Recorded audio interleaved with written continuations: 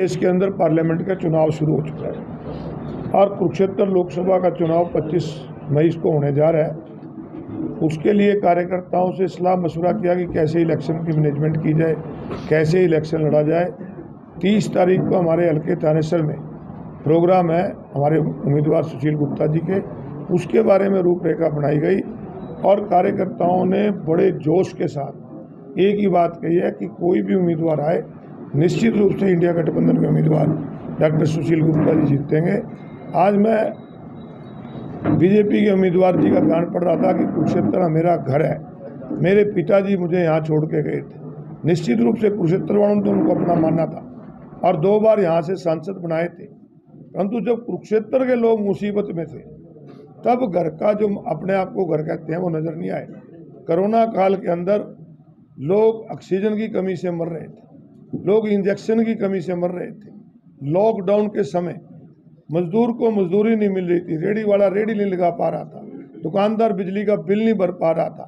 समाज सेवी संस्थाएं और धार्मिक संस्थाएं अपने लेवल पे लोगों को साथ लेकर लोगों के राशन भी दे रही थी, लोगों को दवाइयाँ भी दे रही थी, परंतु जिनको कुरुक्षेत्र की जनता ने सर आंखों बिठाया, 2 बार सांसद बनाया और सौभाग्य से जो देश के बहुत बड़े पूंजीपति हैं उन्होंने कुरुक्षेत्र में आके कोई किसी से सूझ नहीं ली। जब बाढ़ आई, कुरुक्षेत्र के लोग बाढ़ में त्रस्त थे, समाज सेवी संस्थाएं मदद कर रही थी, तब इनको घर नजर नहीं आया।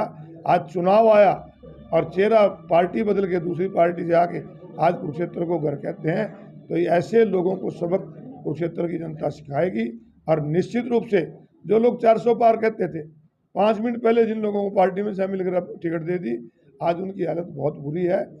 देश और प्रदेश के लोग बदलाव चाहते हैं और विकल्प हरियाणा प्रदेश और देश में कांग्रेस पार्टी और इंडिया गठबंधन। नवीन जिंदल कह रहे हैं कि मैं राम मंदिर से प्रभावित हुआ, धारा 370 से प्रभावित हुआ, कुरुक्षेत्र मेरा घर है, वापस घर में है।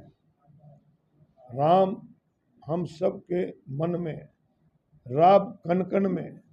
राम मंदिर से प्रभावित होके अगर बीजेपी ने पेटेंट कराया हुआ है, राम मंदिर से प्रभावित होके नहीं आए। ये प्रदेश की जनता जानती है कि किससे प्रभावित हो गया। देखिए, हमारे प्रधान ने जो कहा है वो ठीक कहा है कि अगर पूर्व मुख्यमंत्री मनोहर लाल है तो पूर्व मुख्यमंत्री भूपेंद्र हुड्डा भी है, पूर्व मुख्यमंत्री चौधरी ओम प्रकाश चौटाला है, तो उसमें भेदभाव क्यों? क्योंकि वो सरकार से जुड़े लोग हैं। तो ये इनके मन में एक डर बैठा हुआ है कि ये लोग Z+ सिक्योरिटी लेके वोट मांगने जाएंगे। ये डर की वजह से दी गई है।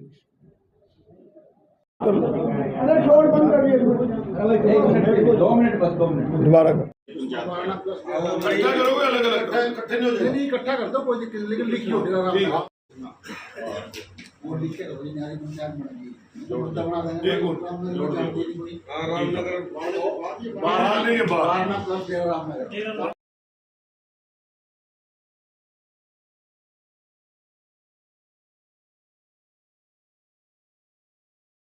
जिले का इनके समाज की भी बात करें तो अग्रवाल समाज में सबसे बड़ा घर बाबू धर्मचंद का माना जाता है और रमेश गुप्ता जी MLA भी थे।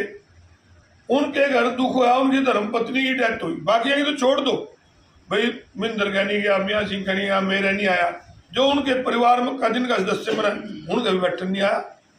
तो किसी के दुख में सुख में आना नहीं और आज अपना घर बताना, ये केवल चुनाव के लिए आए।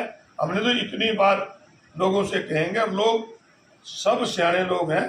कोई ये जो कहते हैं ना कि नवीन जिंदल, मैं आपको बताऊं, नवीन जिंदल पहली बार जीता 2004 में, जब हरियाणा प्रदेश में सारी सीटें कांग्रेस जीती, जब ये जीता कांग्रेस से। 2009 में जीता, जब हरियाणा प्रदेश में 10 में से 9 सीटें कांग्रेस ने जीती, जब ये जीता। 2014 में फिर कांग्रेस से लड़ा। अगर इसका अपना वोट बैंक होता, सारे हरियाणा में तो कांग्रेस आ रही थी, जीत जनता उस समय 3रे नंबर पे गया।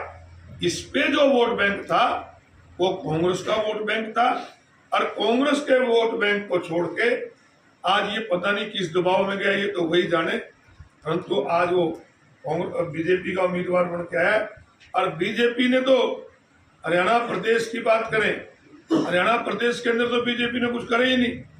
आज कहते हैं मैं विकसित भारत का सपना लेके आओ, अरे 80 करोड़ लोग तो फ्री का खाना ले रहे हैं जब रहे थे, जब इसको घर में तक नहीं आया। और आज 5 मिनट पहले बीजेपी में शामिल हो गया क्योंकि मेरा कुरुक्षेत्र घर है। ये अपना सो रहे थे, ये पोलो खेल रहे थे, अमरीका चले जाते थे इनका। जब ये घर में नहीं आया, लॉकडाउन लगा, गांव में मजदूर करने वाले की मजदूरी चली गई, रेडी लेने वाले खाने के लाले पड़ गए, दुकानदार को बिजली बिल भरने के लाले पड़। कुरुक्षेत्र मेरा घर है, अच्छी बात है। कुरुक्षेत्र वालों तो घर को कर दिया, 3 बार तुम एमपी बनाए यहाँ से। हमें तो एक काम करना, कुछ नहीं, हमने किसी नेगेटिव अप्रोच नहीं, हमारी पॉजिटिव अप्रोच है।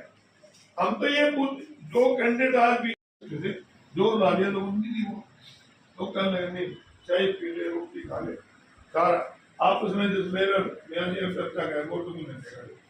तो वोट आज मुख्य मुकाबला जो है हरियाणा प्रदेश के अंदर जो सरकार के साथ मुकाबला है वो केवल इंडिया गठबंधन का है।